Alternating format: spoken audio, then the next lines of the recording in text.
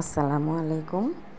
এখানে আমি দেখাচ্ছি একটি 7 সপ্তাহের বাচ্চা, মানে 2.5 মাসের বাচ্চাটা নষ্ট হয়ে গিয়েছে। এই যে গোল এরিয়া দেখছেন, এটা একদম গোল কালো থাকার কথা বাচ্চার থলি।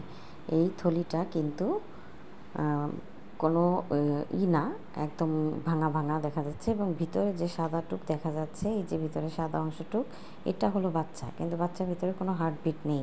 এই বাচ্চাটা নষ্ট হয়ে গিয়েছে। মায়ের পেটে ব্যথা নাই, কিন্তু একটু একটু ব্লিডিং।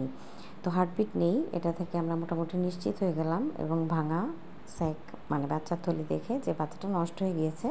এই ব্লিডিংয়ের জন্য এটা ডিএনসি বা ওয়াশ করে পরিষ্কার করে ফেলতে হবে। কিন্তু অনেকেই ভাবেন যে ওষুধ খেয়ে পরিষ্কার করে ফেলি, ডিএনসি করতে ভয় পান, কারণ ব্যথা পেতে পারেন, এটার একটা ভয়। আবার ব্যথা নাশক দিয়েও করা যায়, অনেকভাবেই করা যায়। সেটার জন্য দাম এবং যে কাজ করে তার এক্সপার্টনেসের উপর নির্ভর করে। এখন যাই হোক, যদি ডিএনসি করতে ভয় পান, সেক্ষেত্রে যদি ওষুধ খেতে চান, ডাক্তারের কাছ থেকে নিয়ে ওষুধ খেতে পারবেন। 2 মাস পর্যন্ত ওই বাচ্চা পরিষ্কার করে ফেলার ওষুধটা সেফ। সেক্ষেত্রে ব্লিডিং হয়ে কারো কারো পরিষ্কার হয়, কারো কারো হয় না।